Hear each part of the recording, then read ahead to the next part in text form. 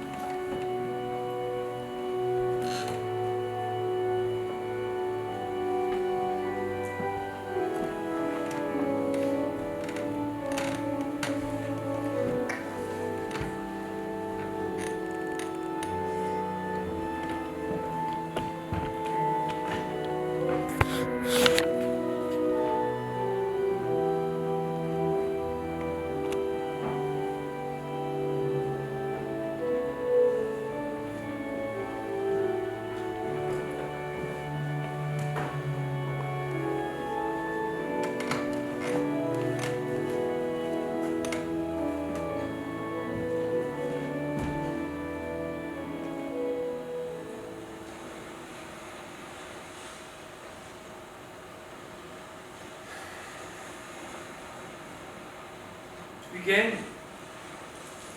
Beginning. It is spring on a moonless night in a small town, starless and Bible black. And the cobbled streets and the hunched houses and the rabbit's wood limping invisible down to the slow black, crow black, fishing boat bobbing sea.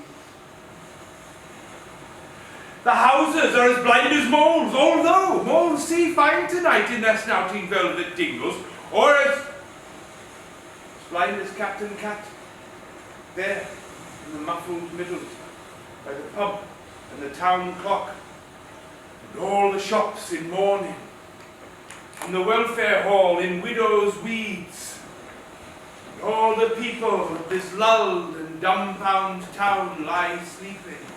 Shh. The babies are sleeping now.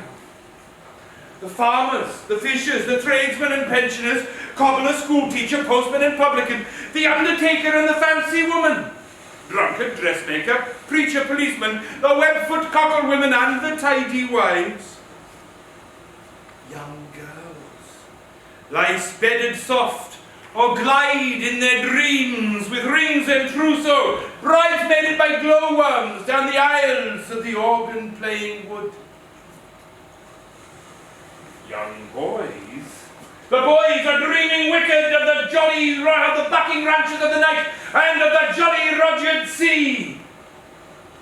And the anthracite statues of the horses sleep in the fields and the cows in the byres and the dogs in the wet-nosed yards, and the cats nap in the slant corners or lopes fly, shrieking and needling on the one cloud of the roofs. You can hear the dew falling. In the hushed town breathing, only your eyes are unclosed to see the black and folded town fast and slow asleep, and you alone can hear the invisible star fall. The darkest before dawn, minutely dew-grey stir of the black damp-filled sea, with the Arethusa, the curlew and the skylark, Zanzibar, Rhiannon, the rover, the cormorant, and the star of Wales lilt and rhyme. Listen. It is night, moving in the streets, the processional, slow, musical wind in Coronation Street and Cockle Row. It is the grass growing on Clarigab Hill. Dewfall, starfall, the sleep of birds in Milkwood. Time passes. Listen. Time passes. Only you can hear the houses sleeping in the streets, and the so deep, slow, deep, salt and silent black bandaged night. Only you can see in the blinded bedrooms the combs and petticoats over the chairs, the jugs and glasses of teeth, thou shalt not on the wall, and the fading, yellow, dicky bird watching pictures of the dead. From where you are, you can hear their dreams. Blind Captain Cat, the retired sea captain in his bunk in the seashell ship-shaping chipping bottle best cabin of Schooner House, dreams of never such seas as any that swamped the decks of the SS Kidwelly, bellying over the bedclothes and jellyfish slippery sucking him down salt deep into the Davy dark where the fish come biting out and nibble him down to the wishbone, and the long ground nuzzle up to him. Remember me, Captain! You're Dancing Williams. I lost my step in Nantucket! Do you see me, Captain? The white bone talking. I'm Tom Fred, the donkeyman. We shared the same girl once. Her name was Mrs. Probert. Rosie Probert. 33 Duck Lane. Come on up, boys. I'm dead. Hold me, Captain. I'm Jonah Jarvis. Come to a bad end. Very enjoyable. Alfred Pomeroy Jones, sea lawyer, born in Mumble, stung like a linen, crowned Jew with a flagon, tattooed with mermaids, thirst like a dredger, died all blistered. This skull that your ear hole is! Curly Bevan, tell my auntie with me that pawn the armour clock. Aye, Curly. Tell my missus, no, I never done what she said I Yes, they did. You brings coconuts and tarts and shawls to my Gwen now. How's it above? Is it rum and not bread? Possums and robin. Constantina's Ebenezer Bell. Fighting and And onions! sparrows and daisies? Tiddlers in a jam jar. By the milk and whippers, rockabye, baby. Washing on the line! And old girls in the snow? How's the tenors in Dowlines? Who milks the cows in my Gwen? When she smiles, is there dimples? What's the smell of parsley? Oh, my dear dears. From where you are, you can hear in Cockle Row in the spring moonless night, Miss Price,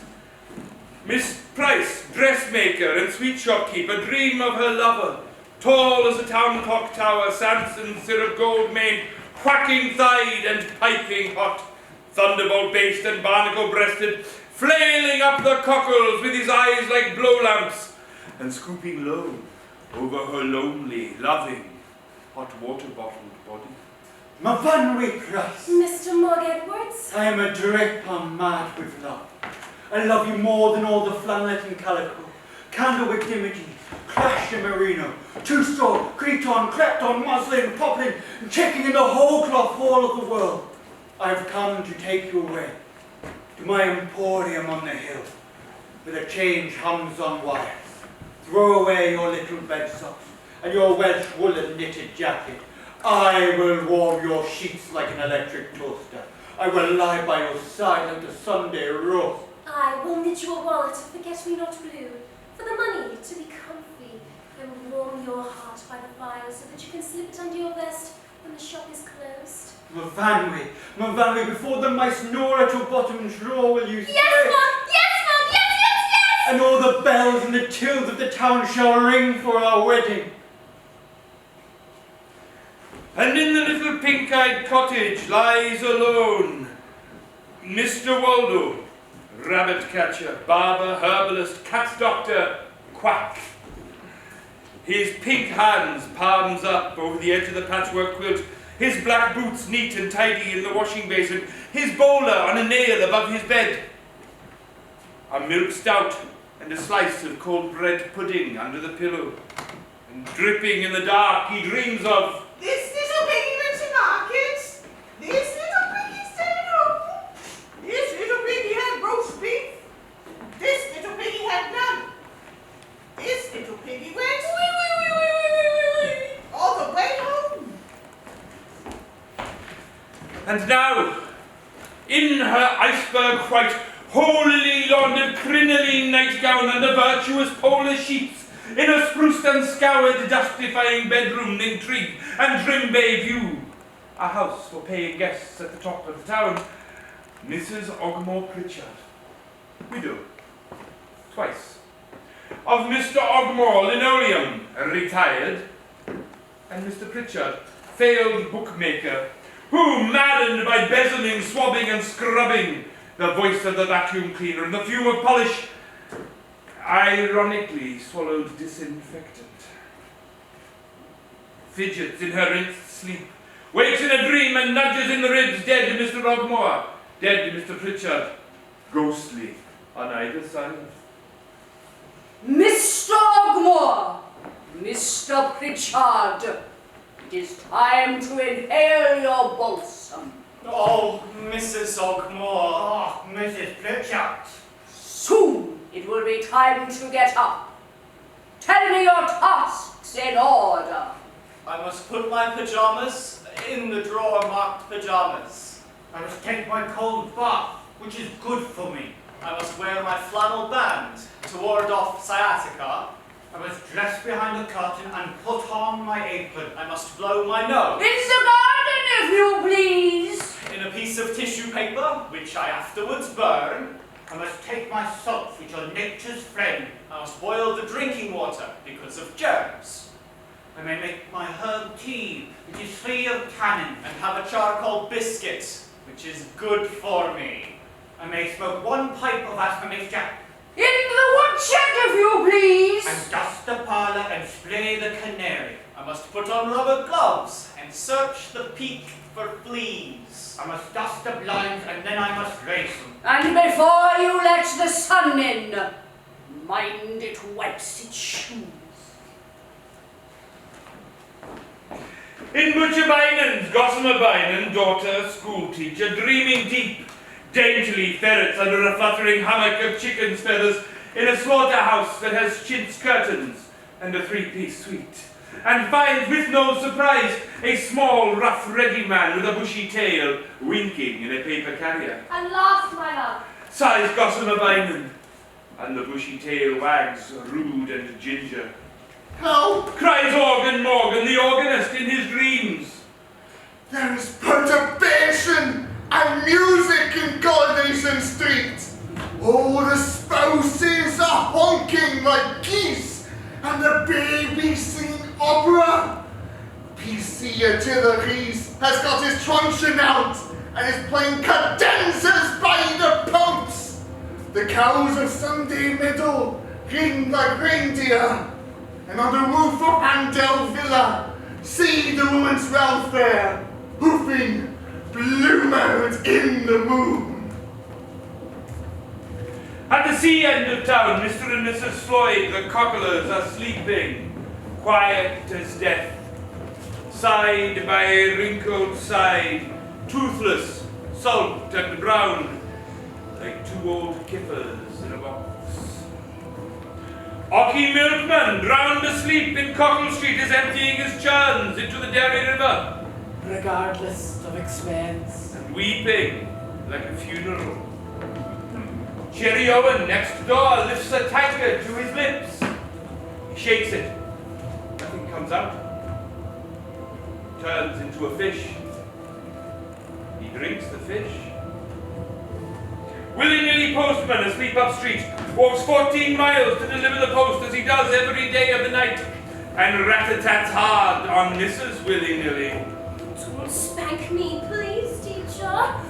Whimpers his wife at his side. But every day of her married life, she has been late for school. Sinbad sailors over the tap room of the Sailor's Arms, hugs his damp pillow, whose secret name is Gossamer Bynan. A mogul catches Lily Smalls in the wash house, Oh, you old mogul! and the inspectors of cruelty fly down into Mrs. Butcher Bynan's dream to persecute Mr. Bynan for selling Owl meat, dog's eyes, man chop. Mr. Bynan, in Butcher's bloody apron, spring heels down Coronation Street, a finger, not his own, in his mouth. In straight-faced in his cunning sleep, he pulls the legs off his dream and, Hunting on pigback, shoots down the whale giblets. My foxy darling. the owls are hunting. Look, over Bethesda gravestone, one hoots and swoops and catches a mouse by Hannah Ree's beloved wife. And in Coronation Street, which you alone can see, it is so dark under the chapel of the skies, the Reverend Eli Jenkins, poet, preacher, turns in his deep towards dawn sleep and dreams of Eisteddfod I. He intricately rhymes in the music of Crowth and Pibgon all night long in his druid's black nightie in a beer hall, black with parks. Mr. Pugh, schoolmaster, fathoms asleep, pretends to be sleeping, spies Foxy round the group of his nightcap and whistles up, "Murder!"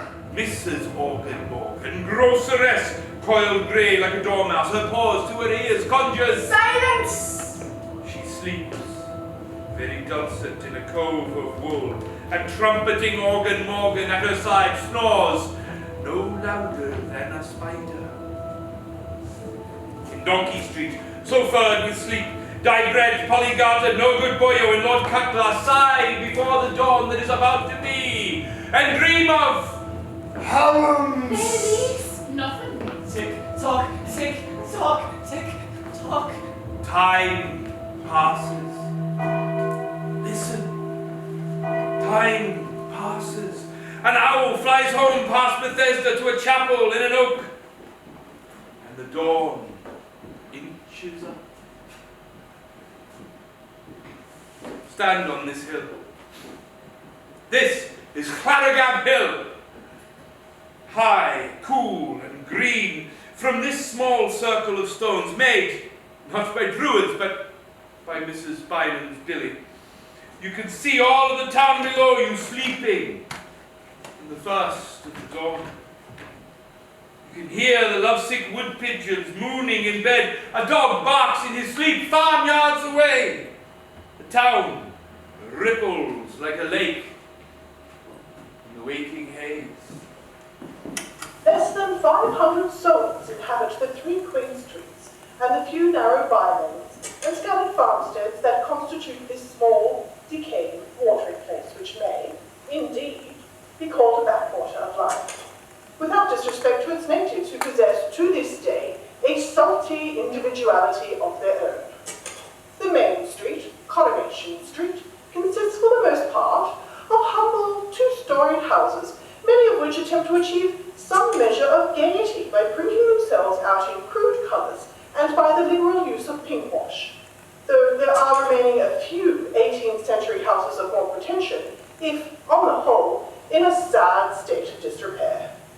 Though there is little to attract the hill climber, the health seeker, the sportsman, or the weekending motorist, the contemplative may, if sufficiently attracted to spare it some leisurely hours, find in its cobbled streets and its little fishing harbour, in its several curious customs, and its conversation with its local characters, some of that picturesque sense of the past, so frequently lacking in towns and villages, which are kept more abreast of the times.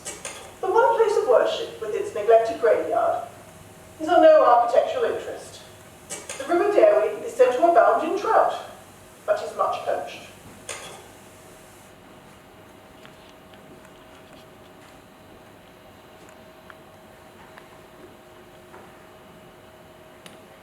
The principality of the sky lightens now over our green hill.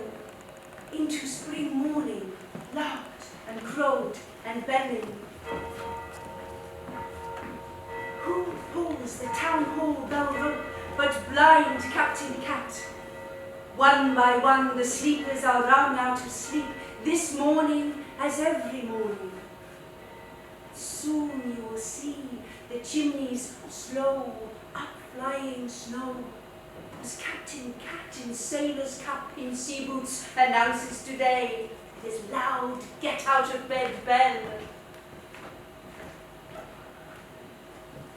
The Reverend Eli Jenkins at Bethesda House gropes out of bed into his breeches black, forgets to wash, pads barefoot downstairs, opens the front door, stands in the doorway and, looking out at the day and up at the eternal hill, hears the sea break and the birds gab. and remembers his own verses and tells them softly to empty Coronation Street that is rising and raising its blinds.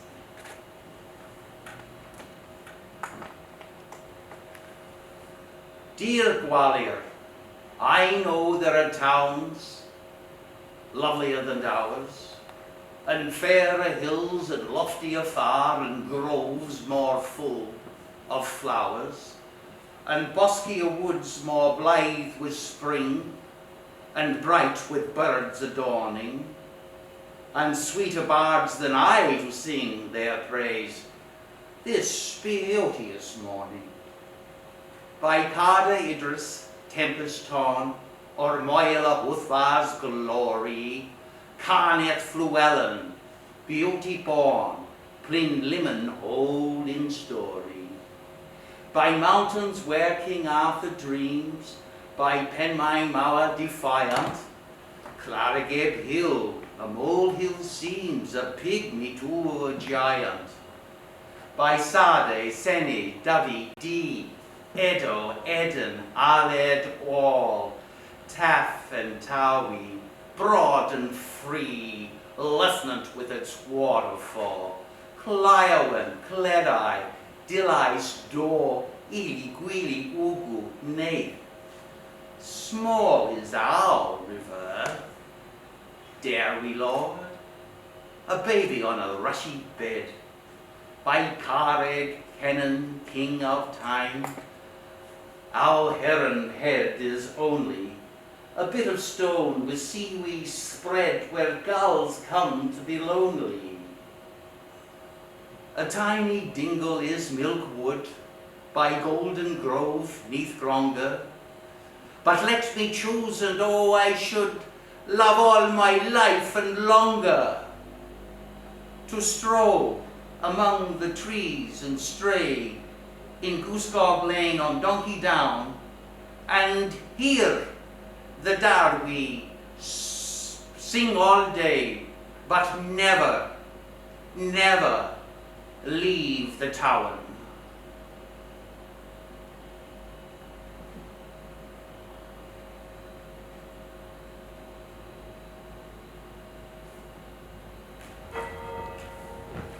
The Reverend Jenkins closes the front door.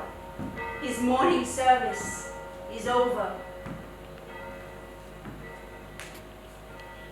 Now, woken at last by the out-of-bed sleepyhead Polly put the kettle on town hall bell, Lily Smalls, Mrs. Bynum's treasure, comes downstairs from a dream of royalty, who all night long has been larking with her full of sauce in the Milkwood dark. Puts the kettle on the primus ring in Mrs. Bynum's kitchen and looks at herself in Mr. Bynum's shaving glass over the sink and sees.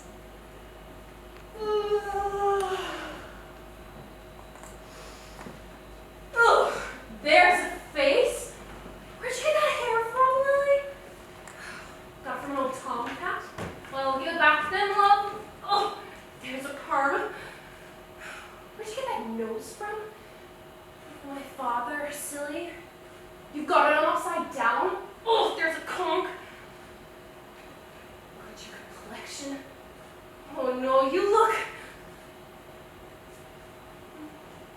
Needs a bit of makeup. Needs a veil. Oh, there's glamour. Where'd you get that smile, Lil? Never you mind, girl. Nobody loves you. That's what you think. Who is it who loves you? Chantel. Oh, come on, Lily. Cross your heart then. Cross my heart. And very softly, her lips almost touching her reflection, she breathes the name and clouds the shaving glass. Lily! Yes, Lil? My dear girl. Where'd you think in the cat box? Coming up, Mom! House opposite takes up the tea to Mrs. Mew and whispers on the stairs. Here's your arsenic, dear, and your wee killer biscuit. I throttled your parakeet. I've spat in the vases. I've put cheese in the mouse holes. Oh, here's a nice tea, dear. Too much sugar. You haven't tasted it yet, dear. Too much milk then. Has Mr. Jenkins said his poetry? Yes, dear. Then get me my glasses. I want to look out. No, not my reading glasses. I want to look out. I want to see. Lily Smalls, the treasure, on her knees, scrubbing the steps. She's tucked her dress into a bloom as all the baggage. PC, artilleries, ox broad, barge booted, stamping out of handcuff house in a heavy beef red huff, black-browed under his damp helmet. He's going to arrest Polygata. Mark my words. What for, dear? For having babies. And lumbering down towards the strand to see that the sea is still there. Marianne Sailors opening her bedroom window above the tap room and calling out to the heavens. I'm 85 years, 3 months and a day. I will say this for her. She never makes a mistake. Organ Morgan at his bedroom window playing chords on the sill to the morning fishwife gulls who, heckling over Donkey Street, observe. Me, daybed, hurrying to the bakery, pushing my shirt heels, buttoning my waistcoat. Pin goes a button, why can't they sew them? No time for breakfast, nothing for breakfast. That's rhymes for you.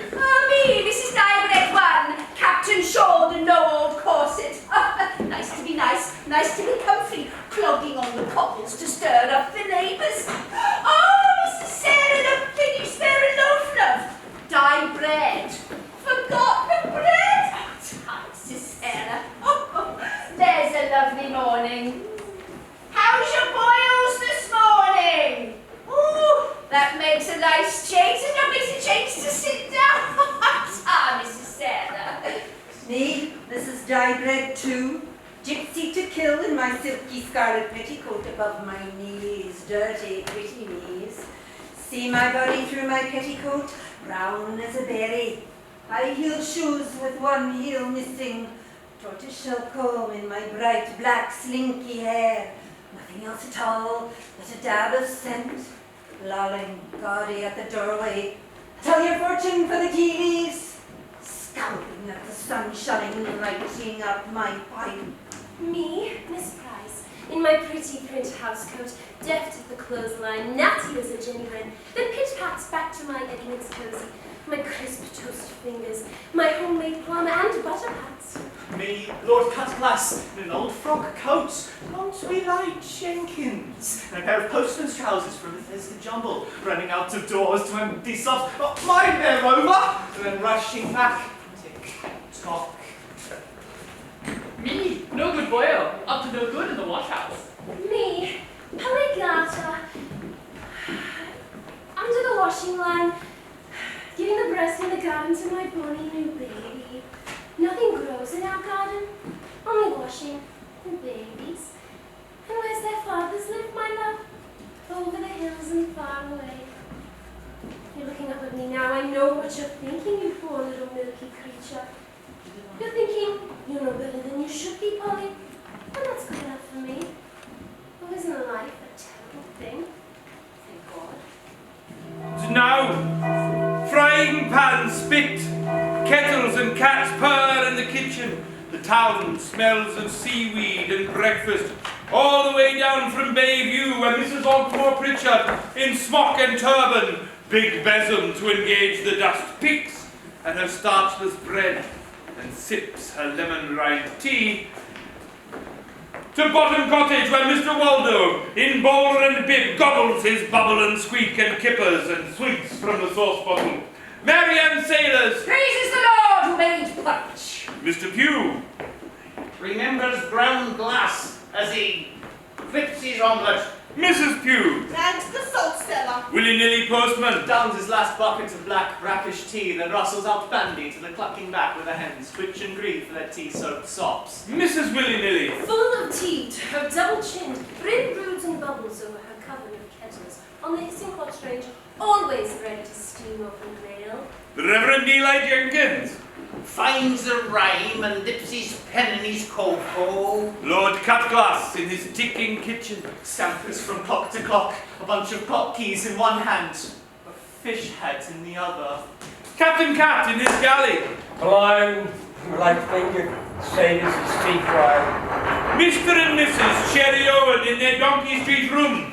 That is bedroom, parlour, kitchen and scullery. Sit down to last night's supper of onions boiled in their overcoats, and broth of spuds, bacon rind, leeks, and bones.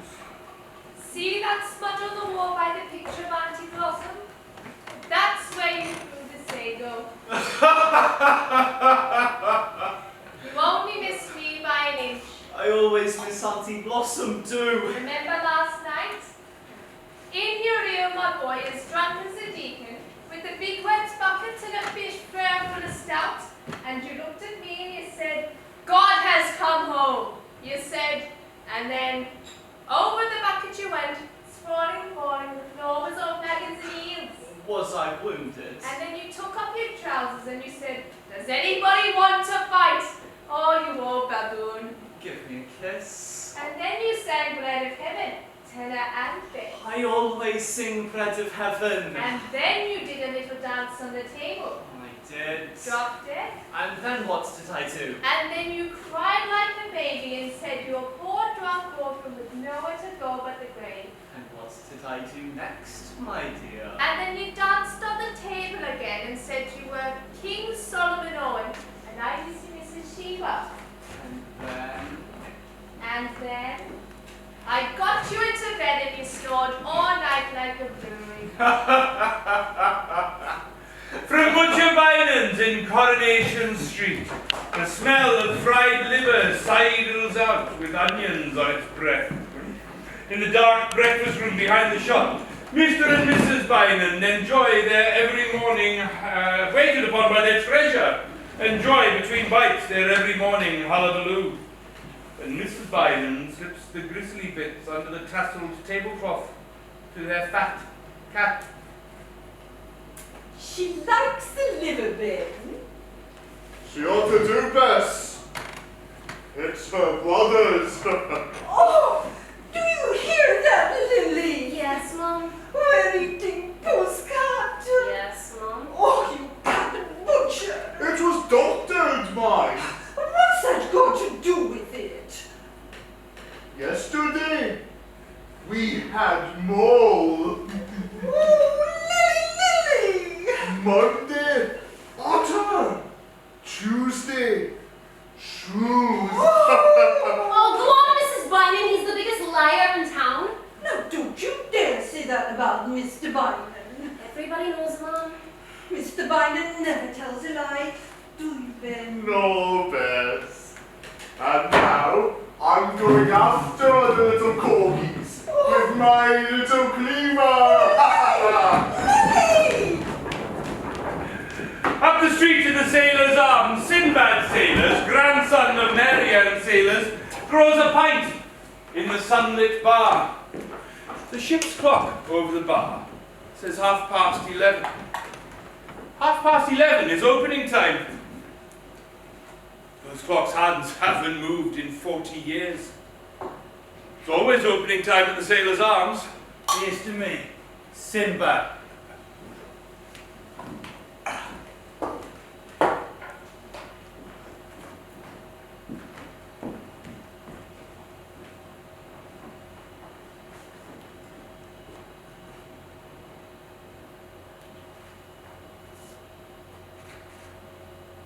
All over the town, babies and old men are cleaned and put into their broken prams and wheeled onto the sunlit cockled cobbles or out into the backyards under the dancing underclothes and left.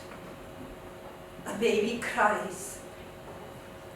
Noses are white, heads picked, hair combed, paws scrubbed, ears boxed, and the children shrilled off to school.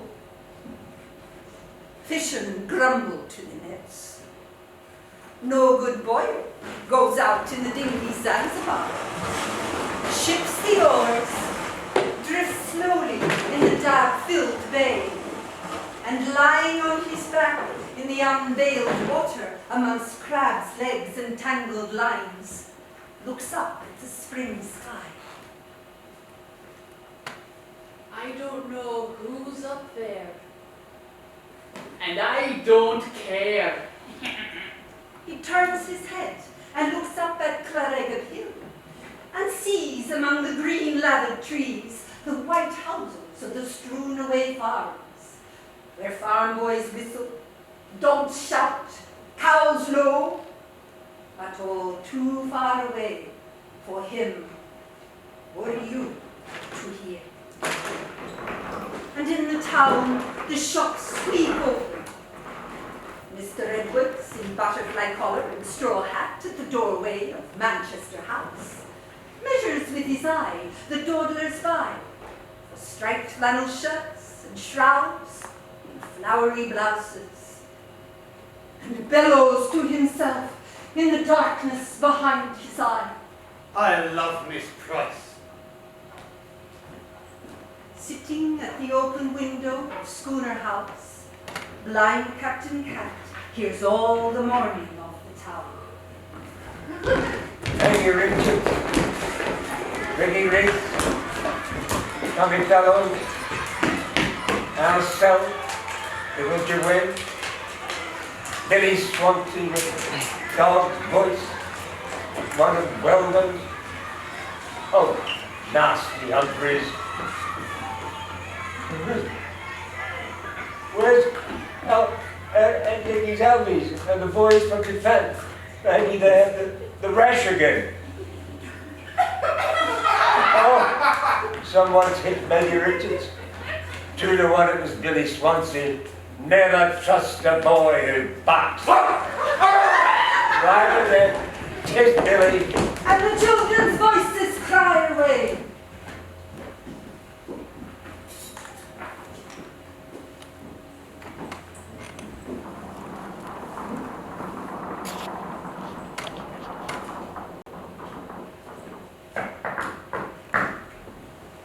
Nearly knocking it down you. Rat-a-tat-tat, very soft. The knock has got a big glove on. Oh, someone has sent a letter for Mrs. Ogmore Pritchard.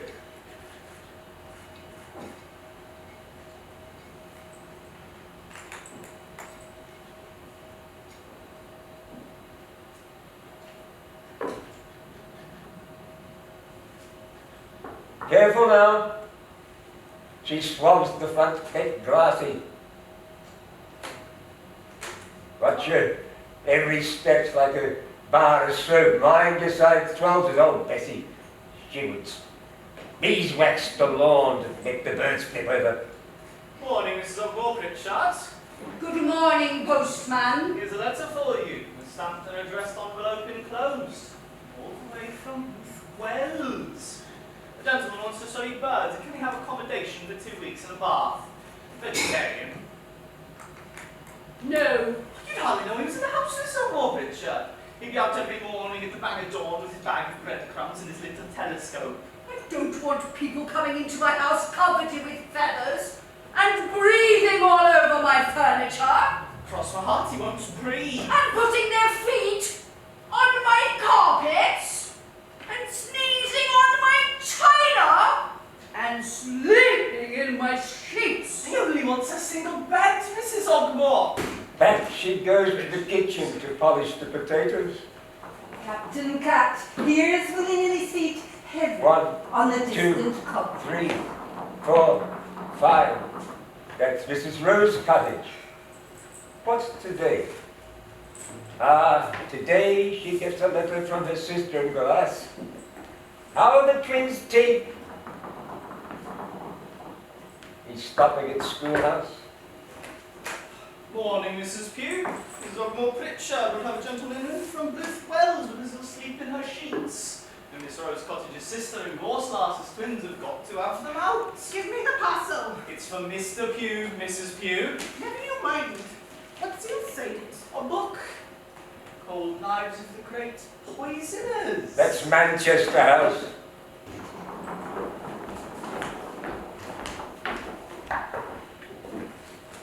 Mr. Edwards. Very small news. Zomo Pritchard won't have birds in the house. And Mr. Pugh has bought a book on how to do in Mrs. Pugh. Have you got a letter from her?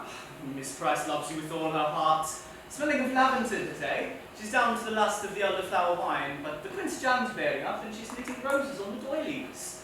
Last week she sold 3 jars of boiled sweets, a pound of humbugs, half a box of jelly babies, and 6 coloured photos of Flanagan. Yours and forever. Then 21 axes. Oh, willy-nilly, she's a ruby. Here's my letter. Put it in our hands now. Oh, Mr. Waldo's rushing to the sailor's arms. A pint of stout with an egg in it. Oh, there's a letter for him.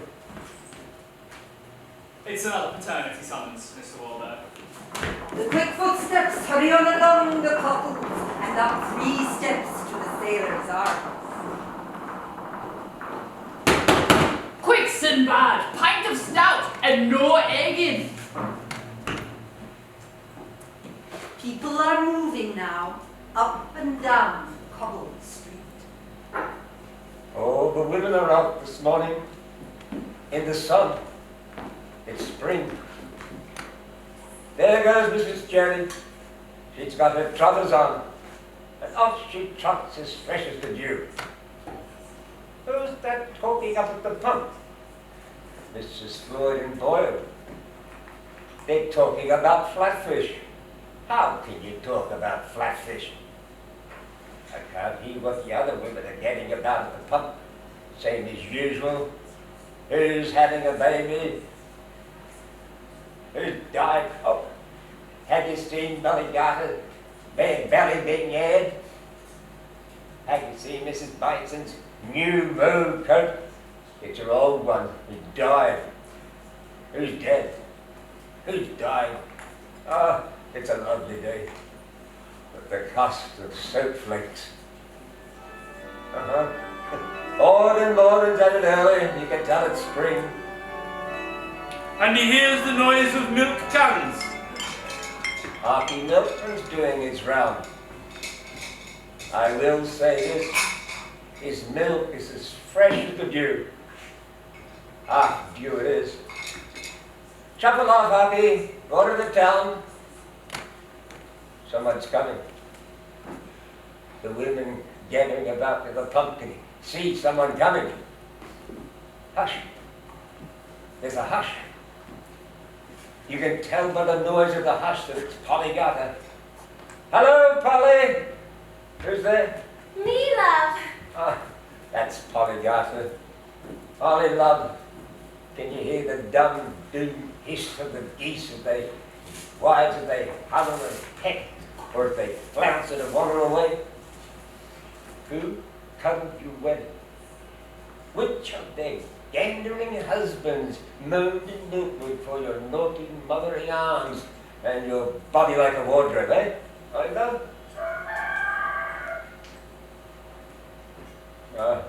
Too late, cock. Too late. Well, the town's half over with its mourning, and the mourning's as busy as bees. There's the clip-clop of horses on the sun-honeyed cobbles of the humming streets, hammering of horseshoes, gobble, quack, and cackle, tom-tit-titter from the bird-dance boughs, braying on donkey down.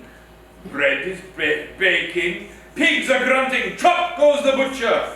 Milk churns bell, tills ring, sheep cough, dogs shout, saws sing all the spring whinny and morning moo from the clogged dancing farms. The gulls gab and rabble on the boat-bobbing river and sea, and the cockles bubbling in the sand.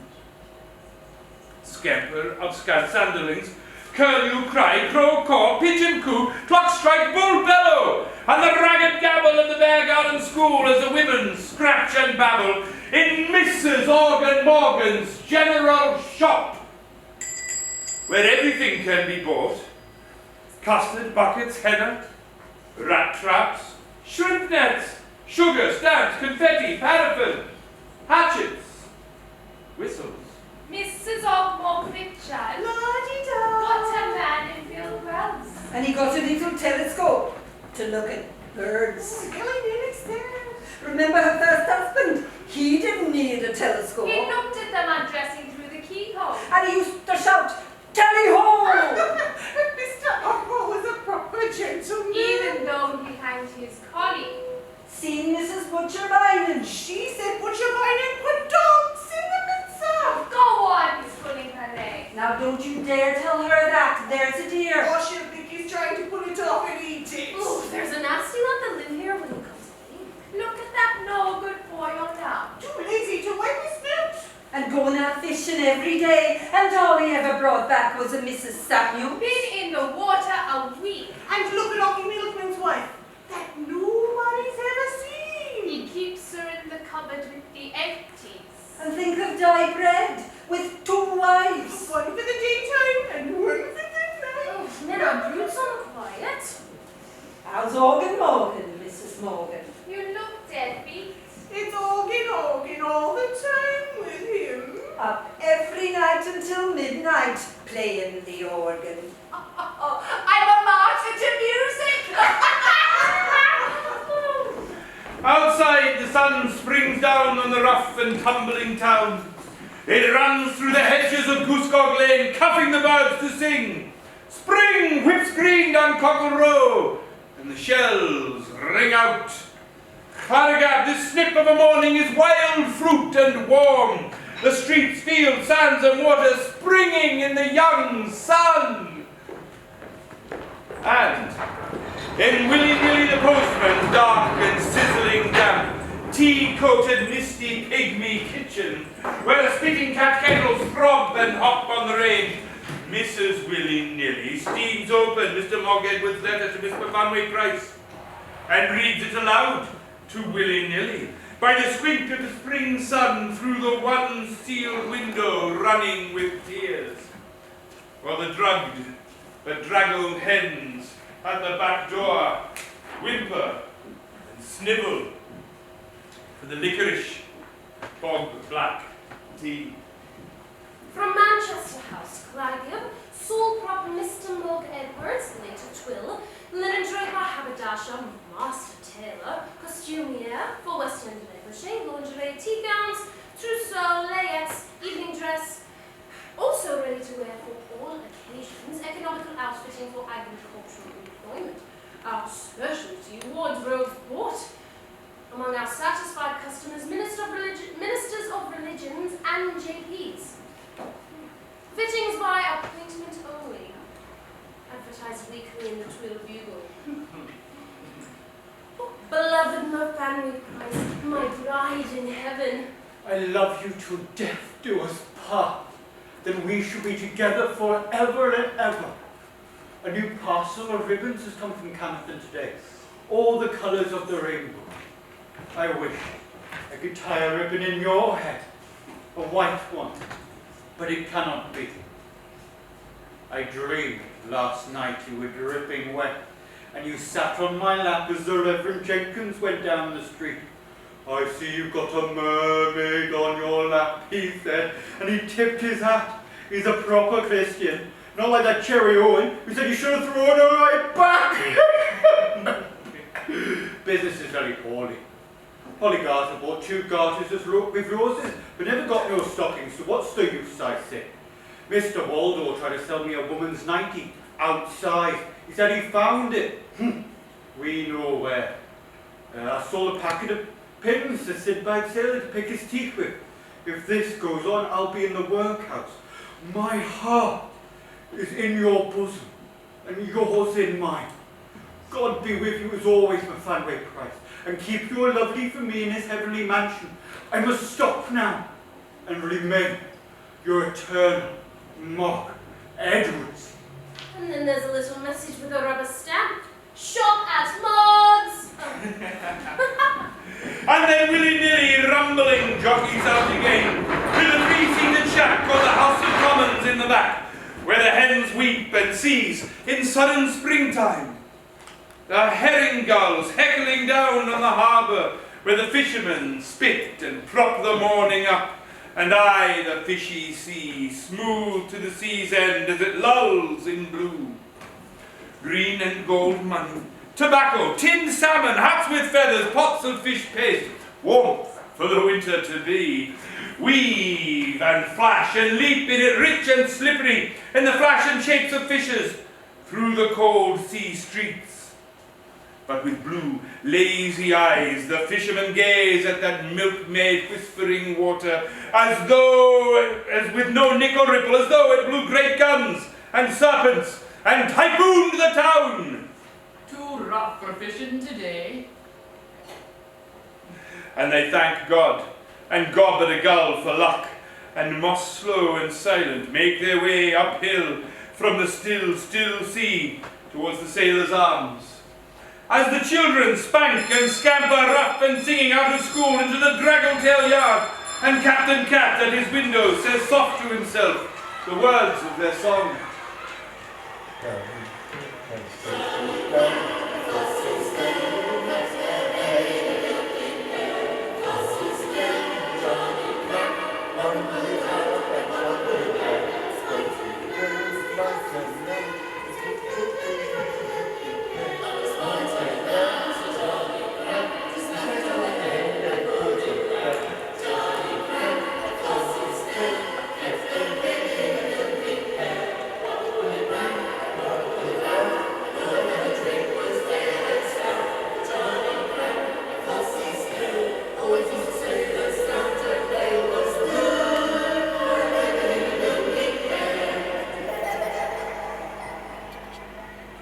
The music of the spheres is heard distinctly over Milkwood. It is the rustle of spring. A glee party sings in Bethesda graveyard, gay but muffled. Vegetables make love above the tenors. Dogs bark blue in the face, and Mrs. Ogmore Pritchard belches into a teeny hanky and chases the sunlight with a fly whisk. But even she cannot drive out the spring. From one finger bowl, a primrose grows. Mrs. Dybread 1 and Mrs. Dybread 2 are sitting outside their house in Donkey Lane, one darkly, one plumply blooming in the quick, dewy sun. Mrs. Dybread 2 is looking into a crystal ball, which she holds in the lap of her dirty yellow petticoat, hard against her hard, dark thighs.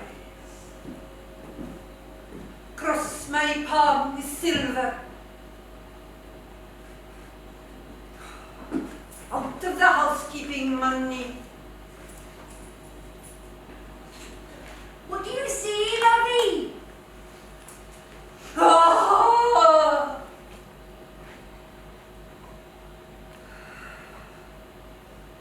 I see a feather bed with 3 pillows on it. There's a text above the bed. I can't read what it says. There's great clouds blowing. Now they've blown away. God is love, the text says. That's our bed! And now it's vanished. The sun is spinning like a top. Who's this coming out of the sun? It's a hairy little man with big pink lips. He got a wall eye. It's Dybread! Shh! The feather bed is floating back. The little man is taking his boots off. He's pulling his shirt over his head. He's beating his chest with his fists. He's climbing into the bed. Go on! Go on! There are 2 women in the bed. He looks at them both with his head cocked on one side. He's whistling through his teeth. Now he grips his little arms around one of the women. Which one? Which one? Can't see anymore. There's great clouds blowing again. The mean old clouds. The morning is all singing. The Reverend Eli Jenkins, busy on his morning call, stops outside the welfare hall to hear Polly Garter as she scrubs the floors of the Mothers' Union for the Mothers' Union dance tonight. I loved a man whose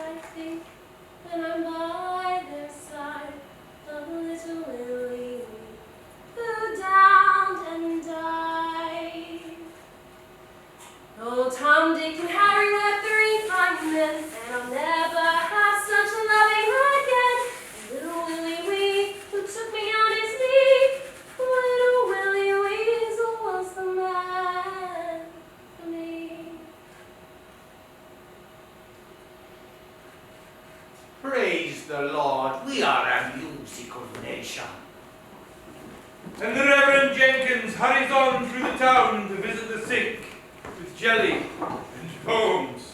And the town is as full as a lovebird's egg. There goes the Reverend. Says Mr. Waldo at the herring brown window of the unwashed Sailor's Arms. With his brolly and his odes. Fill 'em up, Sinbad. I'm on the treacle today. And the silent fishermen flush down their pints. Oh, Mr. Waldo, Sighs Sinbad sailors. I doubt on that got him a binding. Oh, Mr. Waldo. Says Sinbad sailors. She's a lady all over. And Mr. Waldo, who is thinking of a woman as soft as Eve and sharp as sciatica to fill his bread pudding bed, answers, No lady that I know is. If only Grandma died, cross my heart, I'll go down on my knees right now. And the morning school is over, and Captain Cat at his curtained schooner's porthole open to the spring sun tides. Here's the naughty forfeiting children tumble and rhyme on the cobbles. When the boys, they make such a noise! Boys, boys, boys, come up to me.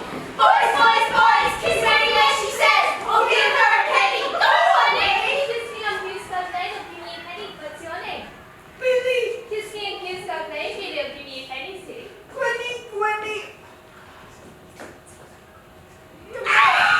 This one is perfect, now I have to give you a penny. Boys, boys, boys, kiss Granny where she says, oh, give her a penny. Come on, Granny. Kiss me on Nag Hill, give me a penny. What's your name? Johnny Crystal, Kiss me on Nag Hill, Johnny Crystal, give me a penny, mister. Gwenny. I kiss you how that Bill. I'm going to give you a penny. Boys, boys, boys, kiss Granny where she says, oh, give her a penny. Come on, Granny. Kiss me on Milford, give me a penny. What's your name? Dickie, Kiss me on Milford, Dick, you'll give me a penny quickly. Gwenny. I can't kiss you on your boy. Granny, ask him why. Why? Because my mother says I Fantastic. Give Granny a penny. Give me a penny. I haven't got any. Put him in the river, up to his liver. Quick, quick, get him in, bring him on the run with a broom basket.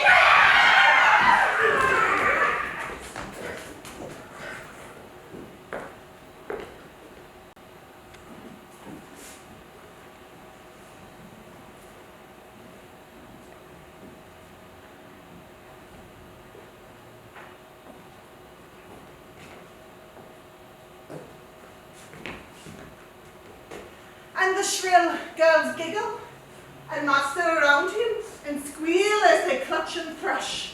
And he blubbers away downhill with his patched pants falling. And his tear splash blush burns all the way as the triumphant bird-like sisters scream with buttons for claws. And the bully brothers hoot after him his little nickname and his mother's shame and his father's wickedness with the loose, wild, barefoot women of the hovels of the hills. And it all means nothing at all.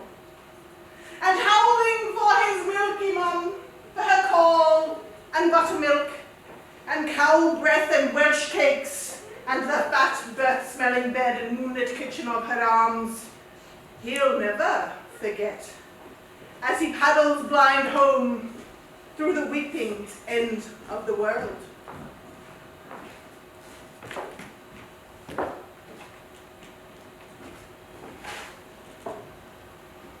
Then his tormentors tussle and run to the Cockle Street sweet shop, their pennies sticky with honey, to buy from Miss Mathanway Price, who is cocky and neat as a puff-bottomed robin, and her small round buttocks tight as ticks.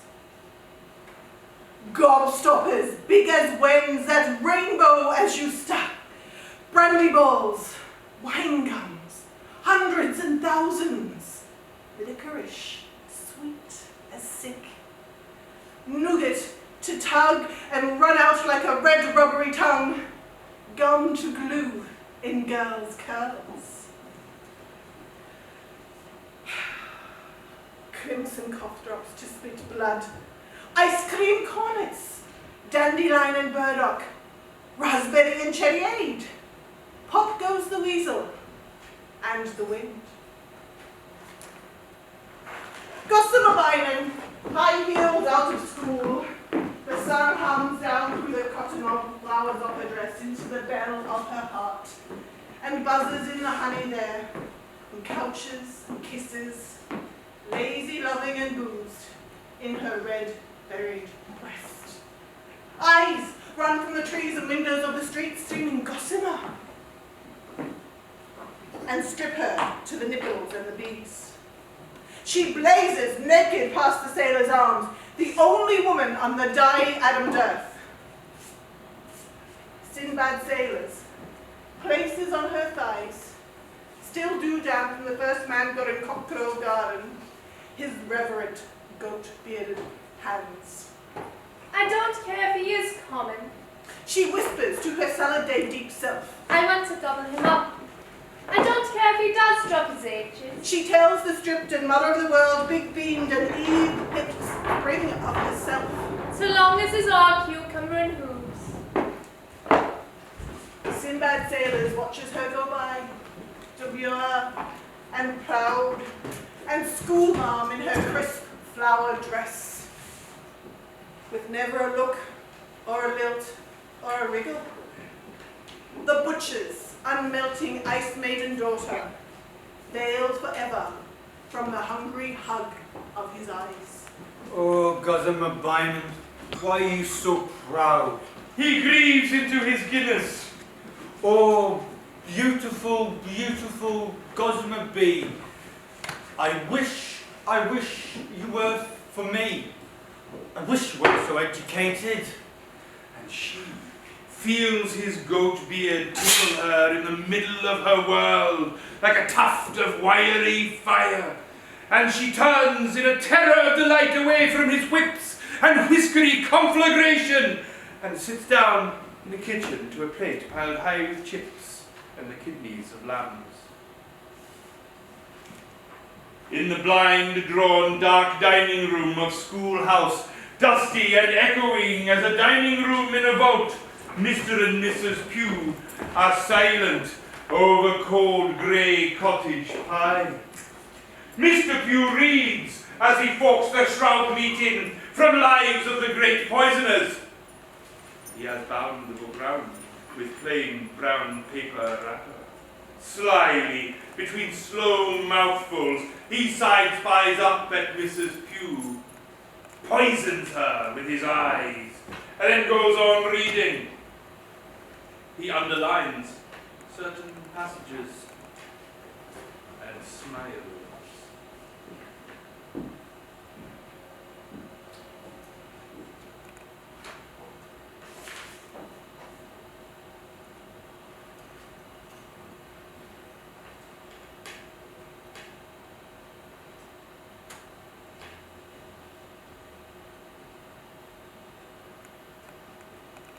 Persons with manners do not read at table.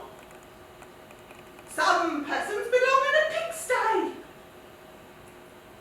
Pigs don't read at table, dear. Pigs can't read, my dear. I know one who can. Oh, you know best, dear. What is that book by your trough, Mr. Pugh? It's a theological work, my dear. Lives of the great saints. I saw you talking to a saint this morning, Saint Polygata. She was martyred again last night. Mrs. Organ Morgan saw her with Mr. Waldo. And when they saw me, they pretended they were looking for nests. Says Mrs. Organ Morgan to her husband, with her mouth full of fish as a pelican's. But you don't go nesting in long combinations, I said to myself, like Mr. Waldo was wearing. You dress up over your head like honey garters. Oh, they don't fool me. When you think of all the babies that she's got, well, all I can say is perhaps she shouldn't go bird nesting. That's all I can say. Perhaps it's not the right kind of hobby for a woman who can't say no. Even to midgets. Remember Bob Smith? He was no bigger than a baby and he gave her 2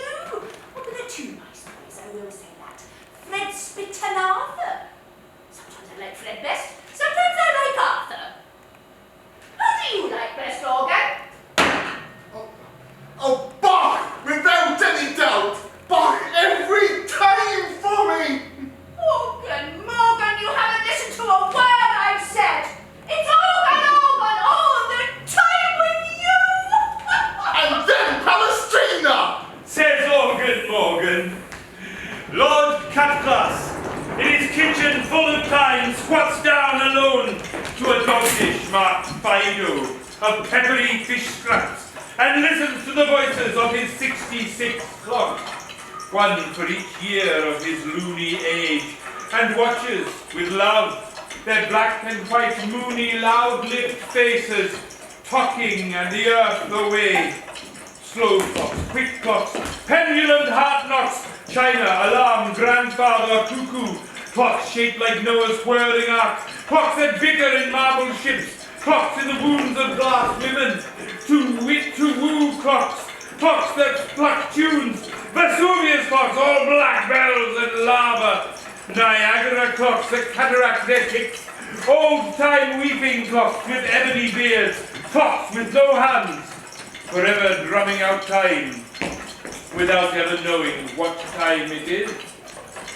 His 66 singers are all set at different hours. Lord Cutglass lives in a house and a life at siege.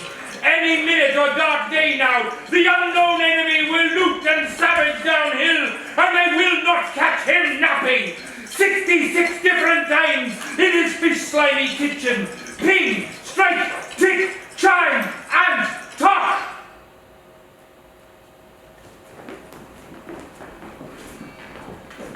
Lust, lust, lather, an emerald breeze and crackle of the bird praise and the body of spring, with his breasts full of rivering May milk, means to that lordly fish-head nibbler nothing but another nearness to the tribes and navies of the last black day, who'll sear and pillage down Armageddon Hill to his double-locked, rusty-shuttered, tick-tock, dust-spabbled shack at the bottom of the town, that has fallen head over bells in love.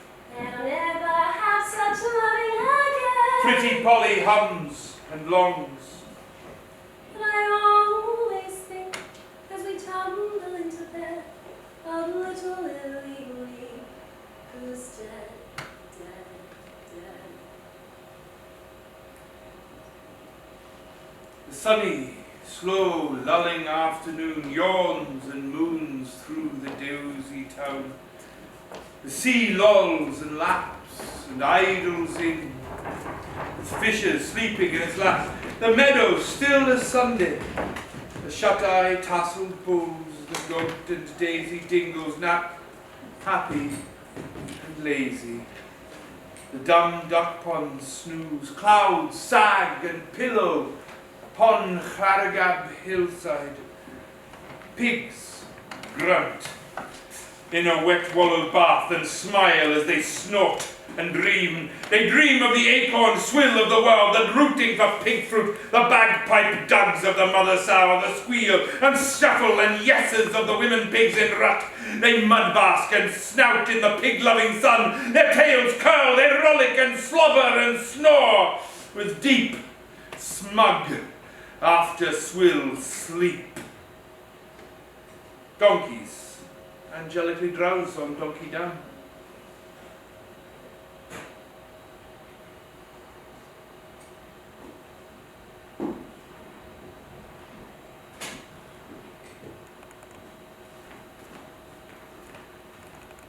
Persons with manners, Snaps cold, Mrs. Pugh. do not nod at table. Mr. Pugh cringes awake, Some persons should retire to their sty. says Mrs. Pugh, sweet as a razor. His fawning, measly quarter smile freezes, sly and silent. He foxes into his chemist's den, and there in a hiss and Prussic circle of cauldrons and vials, brimful with pox and the Black Death, cooks up a fricassee of deadly nightshade, nicotine, hot frog, cyanide, and bat spit for his needling, stalactite hag and bed nag of a poker bat, nutcracker wife. Beg your pardon, dear. He murmurs with a wheedle. Captain Cat, and his window thrown wide to the sun and the clippered seas he sailed long ago, when his eyes were blue and bright, slumbers and voyages, earringed and rolling. I love you, Rosie Probert, tattooed on his belly, He brawls with broken bottles in the fog and babble of the dark dock bars. Rows with a herd of short and good time cows in every naughty port, and twines and sousers with the drowned and blousy breasted dead.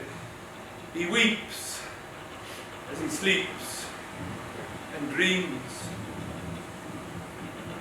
One voice of all he remembers most dearly, as his dream buckets down lazy, early Rosie, whom he shared with Tom Fred the donkey man and many other seamen. Clearly and near to him speaks from the bedroom of her dust, in that gulf and haven, fleets by the dozen have anchored for the little heaven of the night. But she speaks to Captain Napping Cat alone.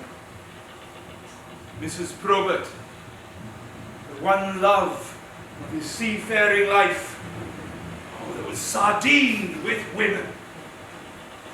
What seas did you see, Tomcat, Tomcat, in your sailoring days long, long ago? What sea beats were in the wavery green when you were my master? I'll tell you the truth. Seas barking like seals. Red seas and green seas covered with eels and vermin and whales. What seas did you sail, old whaler? When on the blubbery waves between Frisco and Wales, you were my master. I'll tell you the truth as I'm here. Dear you, Tomcat Star, you Katie, dear. You're easy as easy, my true sweetheart. Seas green as a beam, seas gliding with swans in the seal-biting moon. What seas were rocking, my little deckhand, my favorite husband, in your sea boots and hunger. My duck, my whaler, my honey, my daddy, my pretty sugar sailor, with my name on your belly, when you were a boy, long, long ago. I shall not lie. The only sea I saw was the sea-soaring sea with you riding on it. Lie down. Lie easy. Let me shipwreck in your thighs. Knock twice, Jack, at the door of my grave, and ask for Rosie. Rosie Probert. Remember her. She is forgetting. The art which filled her mouth is vanishing from her. Remember me. I have forgotten you. I am going into the darkness of the darkness forever. I have forgotten that I was ever born. Come back. Come back. Captain Cat is crying.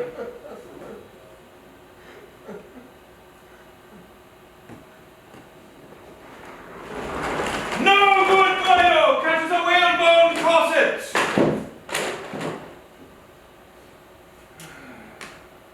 It's the only thing he's got all day. Bloody funny fish. Mrs. Diebread too, gypsies up in his mind, slow eye, dressed only in a bangle. She's wearing her nightgown. Ah, would you like this nice wet corset, Miss Diebread, too? No, I won't. And a bite of my little apple? He offers with no hope. She shakes her brass nightgown, and he chases her back out of his mind. And when he comes gusting back, there in the bloodshot center of his eye, a geisha girl grins and bows in a kimono of rice paper. Oh, I want to be a good boyo, but nobody'll let me. He sighs as she rides politely. The land fades. The sea flocks silently away, and through the warm white cloud where he lies, silky, tingling, uneasy eastern music undoes him in the Japanese wind.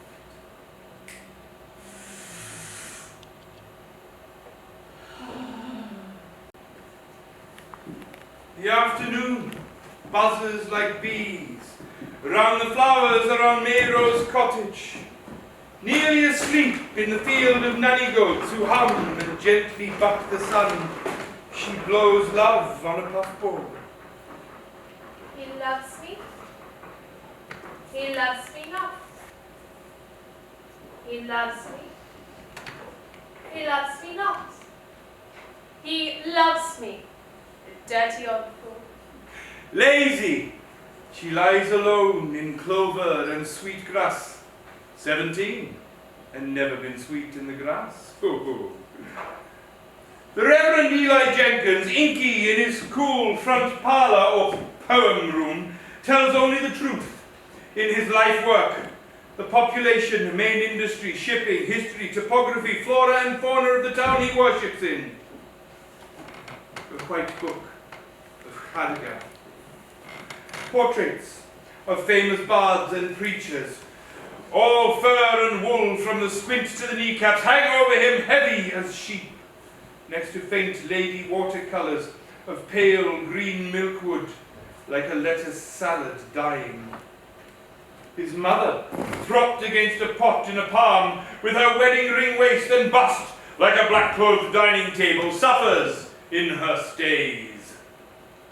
Oh, angels, be careful there with your knives and forks. He prays. There is no known likeness of his father, Esau, who, undog-collared because of his little weakness, was sized to the bone one harvest by mistake, while sleeping with his little weakness in the corn. He lost all ambition and died with one leg. Poor Dad. To die of drink and agriculture. And now the town is dusk. Each cobbled donkey, goose and gooseberry street is a thoroughfare of dusk and ceremonial dusk and the night's first darkening snow. And the sleep of birds drift through the live dusk of this place of love. Kharagab is the capital of dusk. Mrs. Ogmore Pritchard, at the first drop of the dusk shower, seals all her sea view doors, draws the germ-free blinds, sits erect as a dry dream in a high-backed hygienic chair, and wills herself to cold, quick sleep. At once, at twice, Mr. Ogmore and Mr. Pritchard, who all dead day long have been gossiping like ghosts in the woodshed, planning the reluctant destruction of their glass widow, sigh and sidle into her clean house. You first, Mr. Ogmore. After you, Mr. Pritchard. Oh, no. You widowed her first. And in through the keyhole, with tears where their eyes once were, they ooze and grumble. Husbands, She says in her sleep. There is acid love in her voice for one of the two shambling phantoms. Mr. Ogmore hopes it is not for him. So does Mr. Pritchard. I love you both. Oh, Mrs. Ogmore. Oh, Mrs. Pritchard. Soon it will be time for bed. Tell me your tasks in order. We must take our pajamas from the drawer marked pajamas. And then you must take them off. Down in the dusking town, Mayrose cottage, still lying in clover, listens to the nanny goats chew, draws circles of lipstick around her nipples. I'm fast. I'm a bad lot. God will strike me dead. I'm 17. I'll go to hell. She tells the goats, Just you wait. I'll scintillate lower. and she lies deep, waiting for the worst to happen. The goats chat and sneer. And at the doorway of Bethesda House, the Reverend Jenkins recites to Clanagab Hill his sunset poem.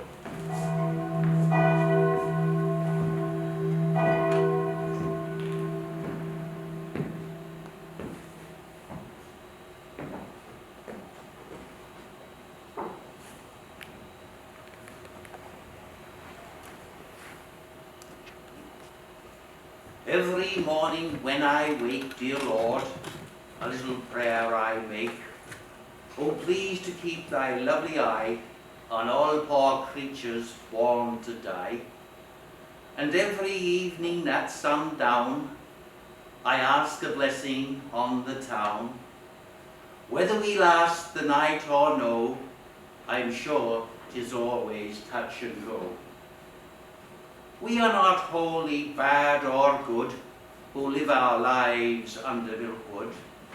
And thou, I know, wilt be the first to see our best side and not our worst. Oh, let us see another day. Bless us all this night, I pray. And to the sun we all will bow and say goodbye, but just for now.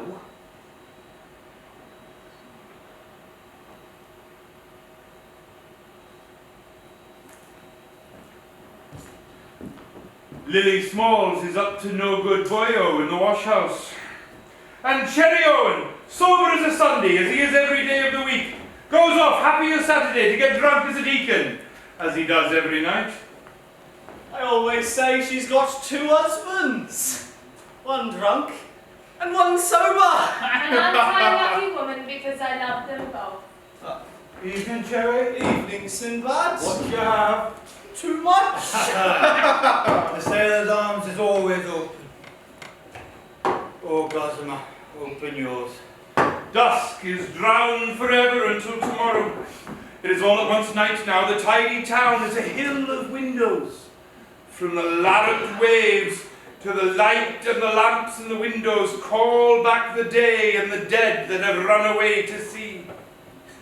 All over the calling dark, babies and old men are bribed and lullabied to sleep. All their daughters cover up the old unwinking men like parrots in their little dark corners in the lit and bustling young kitchen corners. All night long they watch, beady-eyed, the long night through, in case death catches them asleep. Unmarried girls in their privately bridal bedrooms powder and curl for the dance of the world. They make, in front of their mirrors, haughty or come-hither faces for the young men in the street outside, at the lamp-lit leaning corners, who wait in the all-at-once wind to wolve and whistle. The drinkers at the Sailor's Arms drink to the failure of the dance! Hey! Down with the waltzing and the skipping. Dancing isn't natural. Righteously, says Cherry Owen, who has just downed 17 pints of flat, warm, thin Welsh bitter beer. A farmer's lantern glimmers, a spark on Clarigab hillside. Clarigab Hill, writes the Reverend Jenkins in his poem room. Clarigab Hill, that mystic tumulus, the memorial of peoples that dwelt in the region of Clarigab before the Celts left the land of summer, and where old wizards made themselves a wife out of flowers. Mr. Waldo, in his corner of the Sailor's Arms, sings.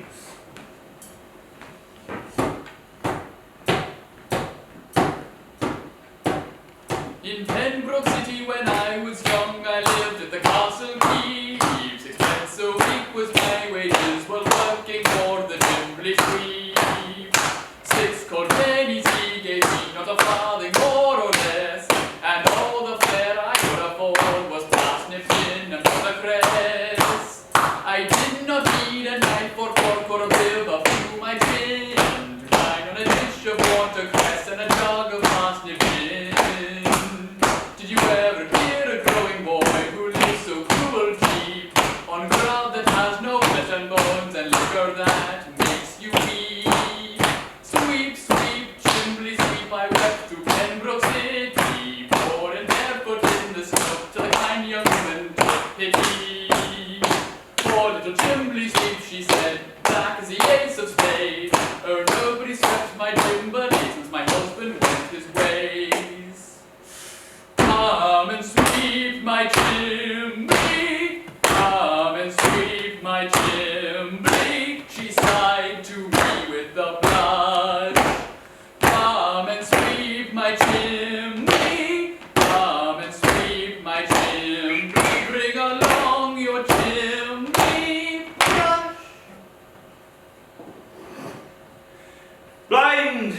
Captain Cat in his bunk.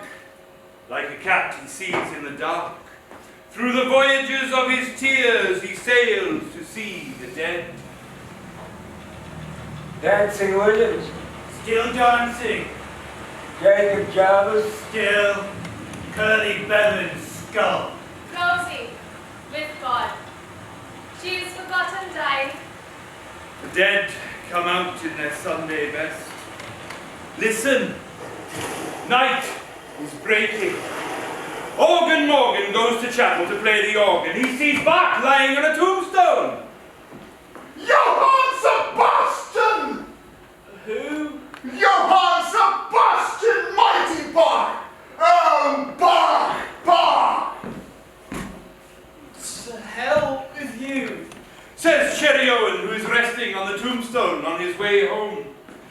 Mr. Mogg Edwards and Miss Mafanwy Price, happily apart from one another, at the top and the sea end of town, write their every night letters of love and desire.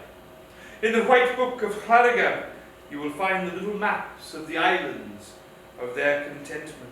Oh, my Mog, I'm yours forever. And she looks around with pleasure at her own neat, never dull room, which Mr. Mogg Edwards will never enter. Come to my arms, my family.